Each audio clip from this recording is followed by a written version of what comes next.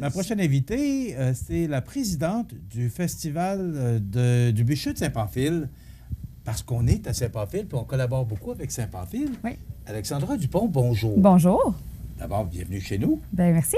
Et ça fait 2 ans. Oui, c'est la deuxième année que vous venez nous présenter la programmation avant tout le monde. Oui. Et qu'on est vous êtes fiers les de premiers. Ça. Merci, vous êtes bien fiers. Alexandra, c'est toujours un aussi beau succès, le Festival du bûcheux.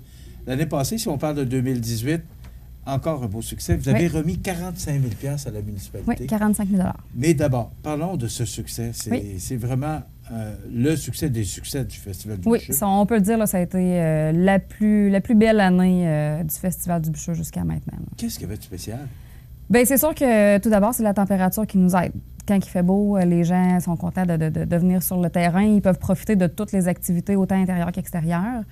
Sinon... Parce que c'est le Festival du bûcheux. Il y a des activités là, qui s'apparentent au bûcheux. Oui, exactement. C'est la base du festival. Après ça, c'est sûr que ce qui fait le succès, je pense que c'est la diversité de nos activités. On en a pour tous les goûts, pour toutes les catégories d'âge, vraiment pour les tout-petits, les bambins, jusqu'à grand-papa, grand-maman, là, on en a pour tout le monde. Là. Je pense que tout le monde y trouve son compte, fait que il y en a pour toute la famille. Mais faire autant d'argent, ça vient d'où? Le monde vient d'où? Ça vient pas juste de Saint-Pamphile? Là? Non. On peut dire que Saint-Pamphile, là, on parle d'environ 2500 habitants. On compte jusqu'à 35, on peut dire jusqu'à 37 000 entrées là, en 2018 au festival. Là. Fait qu'on peut dire que la population augmente durant la fin de semaine du festival. Bon, et ça vient d'un peu partout. Ça vient d'un peu partout. C'est Québec, puis le bas du fleuve également. Exact, mais ça peut aller plus loin. Là. On en a un peu sur la Côte-Nord, dans le coin de Montréal. On a du Maine, New Hampshire. On en a des États-Unis aussi, un peu du Nouveau-Brunswick qui traversent puis qui viennent nous voir. Et là, on a eu une bonne nouvelle. La semaine dernière, on en a parlé justement que vous êtes en nomination pour le prix, les Grands Prix du tourisme Chaudière-Appalaches. Oui, exactement. Bravo. Dans quelle catégorie? Dans... Parce que moi, je le sais, on l'a dit aux nouvelles la semaine passée. Mais je veux vous entendre. Festival événements touristiques, puis aussi dans mention site Internet. OK. Mais qu'est-ce qu'il y a de spécial, votre site Internet? En fait, c'est ouvert à tous. On peut soumettre notre candidature. On a été retenu cette année. On a refait notre site Internet. Ça fait quelques années, je dirais peut-être 2 ou 3 ans. Donc, peut-être qu'il se distingue comme notre festival se distingue dans tous les autres festivals. On verra ce que l'avenir nous dira. OK. Et pour l'événement de l'année, c'est exactement, c'est quoi la nomination? C'est dans Festival et événements touristiques. Ça, c'est la catégorie. Et qu'est-ce qui fait que vous vous êtes inscrit pour cette catégorie-là? On s'inscrit quand même à toutes les années. On a vraiment, c'est un texte à monter et dans le fond, Tourisme Chaudière-Appalaches nous soumet 3 questions et on a développé sur ces 3 questions-là un maximum de 2 pages. Souvent, c'est sur, c'est quoi les nouveautés, les infrastructures, le côté environnemental aussi. Donc, c'est vraiment tous les efforts qui ont été mis pour cette édition-là du festival. Puis vous avez quand même de la concurrence lorsque vous soumettez votre candidature? Oui, ça va être une très bonne, je ne veux pas dire une bataille, mais on a de très bons concurrents, puis mais on partage tous la même passion, je pense, pour l'événementiel. Fait que c'est une bonne bataille, là. Et vous avez remis encore 45 000 $ pour la deuxième année. Vous remettez ça à qui? À la municipalité de Saint-Pamphile, dans le fond, au service des loisirs. Donc, ça va aux loisirs et à la culture de la municipalité de Saint-Pamphile. 45 000 cette année, 45 000 l'an passé. Ça fait 90 000 $ que vous remettez. Et ça fait 30 ans que ça dure? Ça fait presque 40 ans. L'année prochaine, ça va être notre 40e. Donc, ça fait 38 ans que ça dure, que c'est comme ça. C'est le but du festival et ça va toujours rester le but du festival. C'est la mission du festival. Et vous m'aviez confié l'an passé qu'il y a une chimie, il y a une synergie avec tout le monde, les anciens qui restent et donnent un coup de main. Donc, le bénévolat est très fort pour le Festival de Saint-Pamphile. Au festival, oui. On a le comité lui-même compte jusqu'à 40 membres organisateurs, donc 40 personnes qui chapeautent un comité. Mais au-delà de ça, on a au-dessus de 400 bénévoles qui s'impliquent année après année. Durant l'année, quand on fait des parades, la semaine avant pour le montage, durant la fin de semaine et la semaine après pour le démontage. 400 bénévoles, c'est une population de 2500, c'est quand même une bonne moyenne? C'est quand même très bien. Maintenant, Oui. Là, vous êtes venu pour nous parler de la programmation parce qu'on l'annonce en primaire ici aujourd'hui. Oui. Racontez-nous un peu les grandes lignes, puis après ça, on va élaborer. On va le détailler. Qu'est-ce qui va frapper fort cette année au festival? Puis après ça, on pourra nommer toutes les activités. Là, allez-y, je vous écoute. Oui, on peut commencer avec les têtes d'affiche. Cette année, le vendredi soir, vous allez avoir la chance de voir Robbie Johnson. Donc, c'est un artiste de la Beauce qui est... chanteur country très populaire aux États-Unis, en exactement, passant, qui est la nouvelle tête d'affiche de Nashville, si on peut dire, là. Donc, le vendredi soir, ça va être avec lui qu'on va commencer, dans le fond, le festival. Ça commence fort? Ça commence fort, c'est ça. L'année passée, on avait une grosse tête d'affiche. Cette année, on a décidé d'en avoir 2. Pour le samedi, on attend Cain, le groupe québécois Cain, qui va être là avec nous. Sinon, dans les activités, là, un changement encore cette année, on a la tournée des hommes forts du Québec qui va revenir. Cette année, on ne parle pas d'une démonstration, on parle d'une compétition. Donc, c'est vraiment la tournée des compétitions. Ça s'arrête à Saint-Pamphile. C'est pas 4 hommes forts, ça va être 10 hommes forts qui vont compétitionner chez nous. OK. Ce qu'on va faire, Alexandra, je vais vous laisser prendre votre souffle un peu. Oui. On va faire une petite pause, puis après ça, on va donner en détail la programmation. Oui, exact. Puis on va élaborer vraiment là, sur toutes les activités du festival. Alors, on s'arrête quelques instants et on revient avec notre invitée, Mme Alexandra, que dis-je? Alexandra Dupont, qui est présidente du Festival du Bûcheux de Saint-Pamphile. Je reviens avec mon invitée, Alexandra Dupont, qui est présidente du Festival du Bûcheux de Saint-Pamphile, la 38e édition. 39e. 39e, pardon. Oui, c'est vrai, vous avez dit 40 l'année prochaine. L'année prochaine, oui. Alors, on va donner en détail, Alexandra, vraiment, là, parce que ça commence le mercredi. Oui. Racontez-nous un peu ce qu'on va retrouver dans la programmation. Allez-y, on a du temps. OK, parfait. Donc, le mercredi, c'est comme à l'habitude, on a le tournoi de Charlemagne à Saint-Pamphile. Donc, on a des campeurs qui se joignent à nous, les municipalités voisines, puis tout le monde est bienvenu là, pour l'inscription. Le tournoi de Charlemagne? Oui. Ah, oui? Oui. OK. C'est ça. Fait que ceux qui veulent s'inscrire, c'est directement sur le... C'est à quelle heure? C'est à 18h30, si je ne me trompe pas. Donc, c'est ça. Puis vous avez toujours la petite visite de Pistoc et de la présidente qui va faire son petit tour, vous saluer. Le jeudi, on a toujours le tournoi de quilles du festival et le bingo, le très populaire bingo depuis quelques années, là, on bat pratiquement toujours des records d'assistance. Donc, c'est quand même très convoité. OK. Combien, c'est quoi vous donnez combien en prix? Si je ne me trompe pas, c'est 4 000 $ au total de prix durant la soirée. Oui. Le gros lot, si je ne me trompe pas, c'est 1 000 ou 1 400. Oui, mais moi, ce que je voulais entendre, c'est le 4 000 $. C'est 4 000 $ en prix qui est donné. Alors ça, c'est quoi, 19h30, 20h? 19h. Bon, OK. Alors, on va jouer au bingo le mercredi. Le jeudi. Les dates, c'est quelle date, là? C'est du 21 au 25 août. OK. Donc, le 21 août, tout le monde va jouer au bingo. 4 000 $ en prix. En prix. Ouais. C'est à quel endroit? C'est à l'Arena. OK. À Saint-Pamphile. Et puis, il y a le magnifique salon de quilles aussi, Saint-Pamphile. Donc, un tournoi de quilles, ça a lieu le soir même ou si ça dure toute la fin de semaine? Non, c'est le soir même. OK. Oui. À un moment donné, moi, je vais y aller. On vous attend. À un moment donné, je vais y aller. On continue. Ensuite, le vendredi, donc, il y a toujours le pique-nique familial le vendredi midi. Cette année, on a toujours un spectacle pour enfants avec ça. Donc, cette année, c'est Cléobule qui sera là pour animer le pique-nique. Ensuite, à 18h30, on a l'ouverture officielle comme à chaque année. Si j'y vais en ordre, donc, l'humoriste cette année sera Réal Bellan qui va commencer la lignée des spectacles pour le vendredi soir. Ensuite, on a Robbie Johnson. Vous avez Réal Bellan et Robbie Thompson le même soir? Le même soir. OK. Vendredi, le 23. 3. Oui. OK. Après Robbie Johnson, on a un duo de groupes de musique.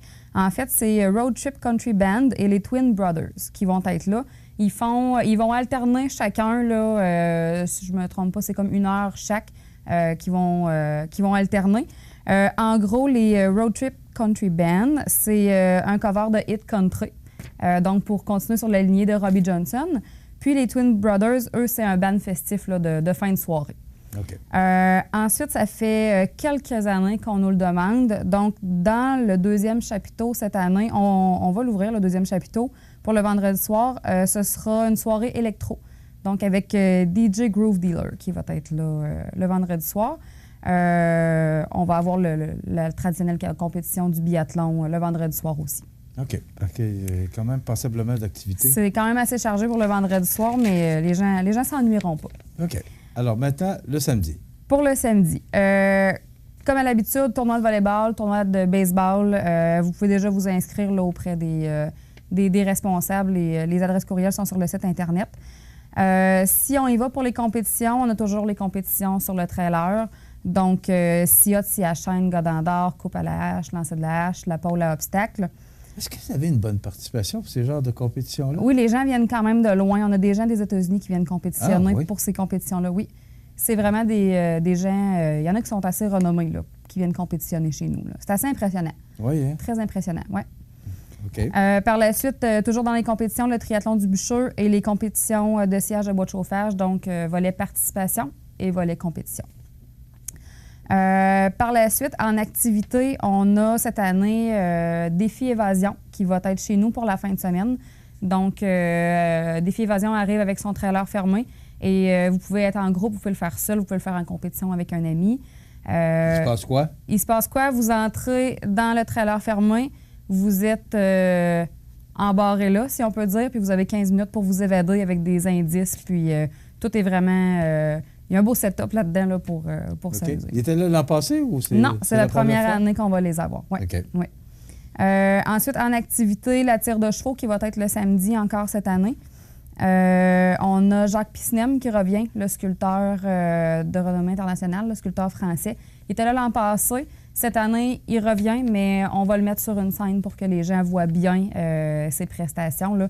C'est des spectacles de sculpture qu'il fait. C'est environ une vingtaine de minutes. C'est assez impressionnant à voir, là, avec son et lumière. OK. Ensuite, en activité, il y a toujours la fameuse parade du festival et les feux d'artifice en soirée. En spectacle, le samedi... Et, Alexandra, excuse-moi, mais on était dans la parade l'an passé. Oui.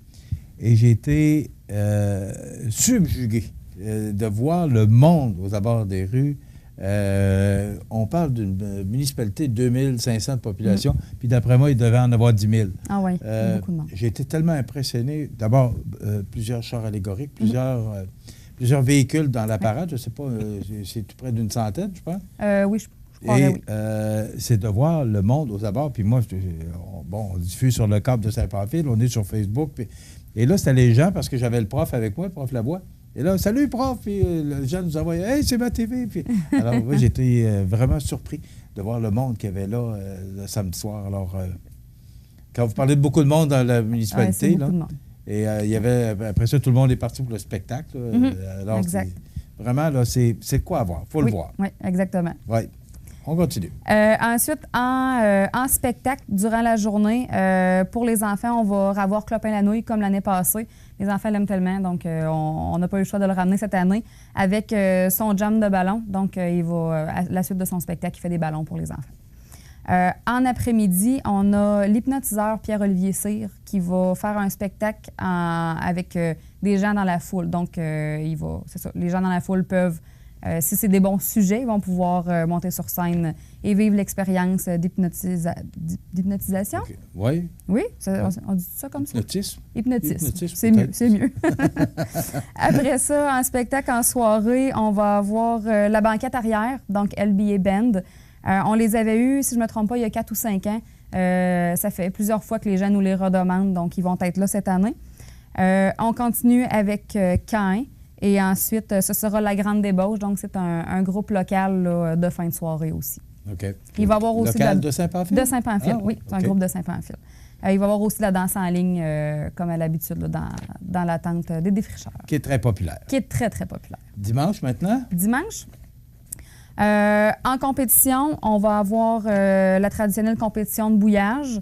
Ensuite, abattage de précision, qui est une compétition qui est très, très impressionnante à voir. Compétition de bouillage. De bouillage. Dites-moi, c'est quoi?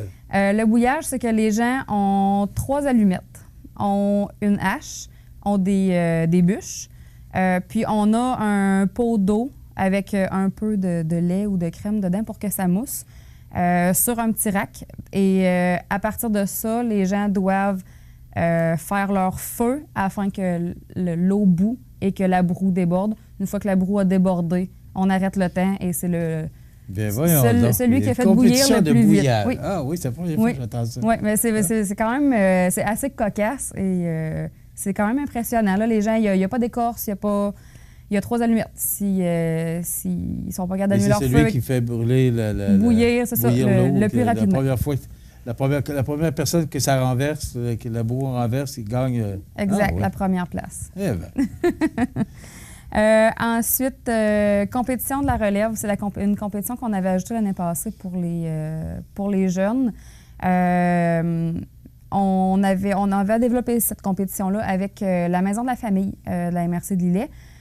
On a été surpris l'an passé de la participation des jeunes. On a eu au-dessus de 50 jeunes qui ont participé. Ah oui. On s'attend à ça et encore plus l'année prochaine. C'est un peu des compétitions adaptées pour les enfants, mais un reflet des compétitions qu'on fait durant la fin de semaine. Donc, de corder, d'abattre un arbre, tout est vraiment fait sécuritairement. On voit souvent les enfants des compétiteurs aussi qui viennent participer. Donc, c'est vraiment le fun à voir, là. C'est cute, comme on peut dire. C'est le fun de voir qu'il y a de la relève aussi. Bien, c'est ça. On veut former notre relève. Donc, c'est ça. Après ça, l'année passée, on avait aussi développé la compétition débranchage. Donc, c'est un arbre qui est couché à l'horizontale avec des branches insérées dans l'arbre. Donc, ici, les branches le plus rapidement possible. On la développe un peu cette année pour que ce soit encore plus long, pour qu'on ait plus de compétiteurs. Puis, plus de branches aussi. Plus de branches, peut-être. Je ne sais pas, je ne pourrais pas vous dire. Puis, finalement, bien, la compétition qui est fortement attendue en fin de journée, là, la finale de la compétition de bois de chauffage, de siège de bois de chauffage. Encore, on va avoir des défis évasion dans la journée. Nous allons avoir aussi une conférence de chassomaniaque, donc sur la chasse. C'est des chasseurs qui viennent nous raconter leur expérience de chasse. Ils vont faire participer la foule des prix de présence à gagner. Suite à ça, on va avoir une conférence aussi. On est allé un peu dans nos conférences cette année plus sur le volet culturel. Donc, on va avoir la conférence « Réinventer la forêt ». C'est une conférence donnée par le chercheur Christian Messier. C'est un prof de l'UQO, donc l'Université du Québec en Outaouais. Il est professeur aussi à l'UQAM, Université du Québec à Montréal. Et il est titulaire de la chaire de recherche du Canada sur la résilience des forêts face aux changements globaux. Donc, on va parler de la résilience des forêts face aux changements climatiques. OK. Il nous reste 2 minutes. Oui, qu'est-ce qui est essentiel? Oui, parce que ça en fait pas jamais qu'il n'y avait autant que ça. Oui, il y a beaucoup d'activités. Le dimanche, on a aussi de la forge, donc des forgerons qui sont là pour faire des ateliers participatifs. Donc, les jeunes et les plus vieux aussi vont pouvoir participer à ces ateliers-là.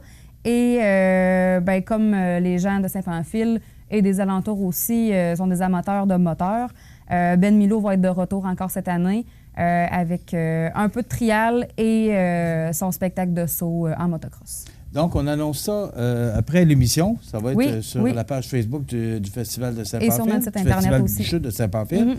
Donc, ça va être sur votre page Facebook.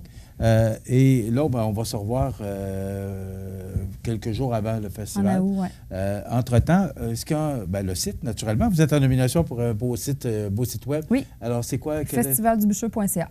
Et on va pouvoir voir la programmation? La programmation va être dessus tout de suite. En fait, elle va être déjà sur le site Internet. Alexandra, merci beaucoup. Ça me fait plaisir. On est très heureux d'avoir la primeur, puis on se fait un plaisir de travailler avec vous. Oui. On est très près, et je suis très près des gens de Saint-Pamphile. Donc, c'est un plaisir de travailler avec vous. Merci beaucoup. On va vous souhaiter un bon festival, mais on va se revoir d'ici là. Oui. Entre-temps, continuez, parce que vous êtes maintenant directrice générale de la municipalité de Saint-Pamphile. Effectivement, aussi. Alors, félicitations pour cette belle nomination, Alexandra. Merci. Merci. Alors voilà, Alexandra Dupont, et je vous rappelle que si vous voulez voir toute la programmation en détail du Festival du Bûcheux, eh bien, dans quelques minutes, elle sera sur la page Facebook du Festival du Bûcheux de Saint-Pamphile. Voilà. Merci beaucoup, Alexandra. Merci. Merci. On s'arrête.